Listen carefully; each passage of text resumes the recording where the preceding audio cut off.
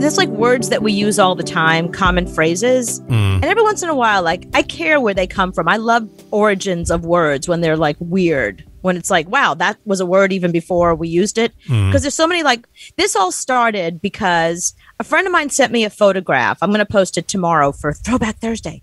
Also because I just got it. But I have a photo of a friend of mine and I, one of my best friends, in like 2002.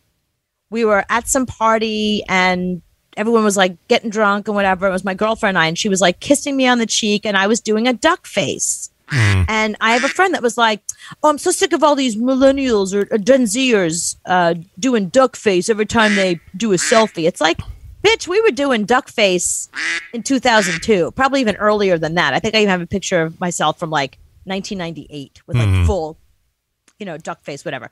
So we were talking about how long things have been around, how long duck face has been around, how long the word selfie, that kind of thing. And I came across a couple of really interesting things I wanted to run by you. For example, the word frenemy, you know what the word frenemy means? Yeah, they're a friend, but they're an enemy. Right. Somebody that it's kind of in your friend circle, but you kind of secretly hate them, but you also love them. But, it's mostly like people you've known for a long time that kind of you're stuck with them in your friend circle, but you secretly just can't stand them. So Taylor Swift and Katy Perry, famous frenemies.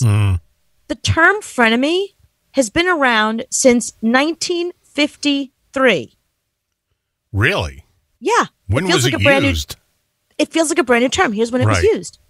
A famous newspaper columnist named Walter Winchell, he used that term to define our relationship with the Russians at the time. He was trying to explain that, like, we hate them, they hate us, KGB, CIA, we're against each other, but yet we have to keep good relations with them. They are our frenemies. Wow. And it stuck. And then we didn't pick it back up till 50 years later, really. Right. It was used a little bit here and there, but that's the origin of that word, 1953. The term booty call. Now, this, you're going to love this.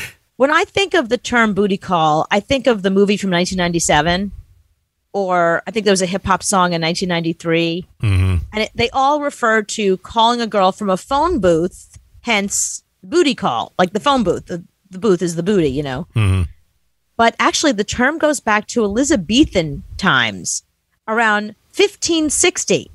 In 1560, they were using the term booty. It was slang for genitalia. It was like a play on the word body. But they weren't saying booty call, but they were saying booty.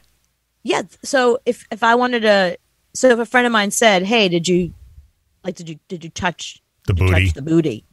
Did he get some booty?" So they use the word booty, meaning like a slang word for butt. No, genitals. Oh.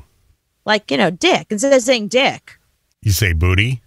They said, yeah, well, did you get any? Booty. In 1560, did you get any was referred to as, did you get some booty? But I wonder when they dropped the call in, because calls, it took a really long time in 1500 to get a call through. Yeah, I don't think there were phones then. It took forever. You had to, it was one of those ticket.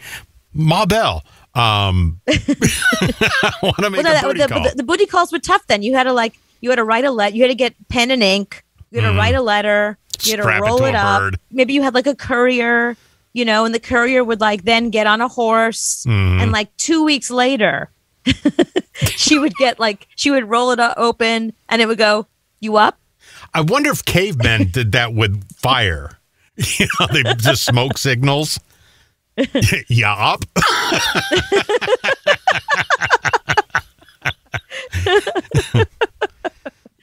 And then in 1941, there was a song called "Come and Get It." I've got to get myself some booty was one of the lines in it. So that's when it became more into really our culture. Yeah. Here's another one. When you call someone a wimp, it feels sort of like a common term. Maybe it's from like Wimpy from Popeye, I was thinking, but no. In 1897, there was a children's book that introduced a group of children who pulled pranks on others, but they broke into tears when the same thing was done to them. They could dish it out, but they couldn't take it. And in the book, they were called the Wimps. And that's where that came from. I thought that was like a Revenge of the Nerds type of word back then. Yeah, that's what it does feel like. Yeah, but it's been around. That word's been around since 1897. Wow. Can I give you one more? Yes. Give me more. All right. The word robot is not a modern term.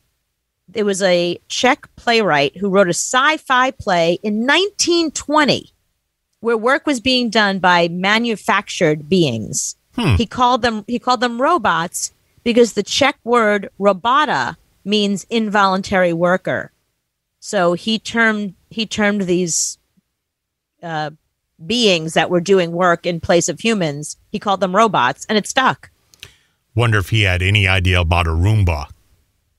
That would have blown his mind. A robot's going to vacuum your floor. No.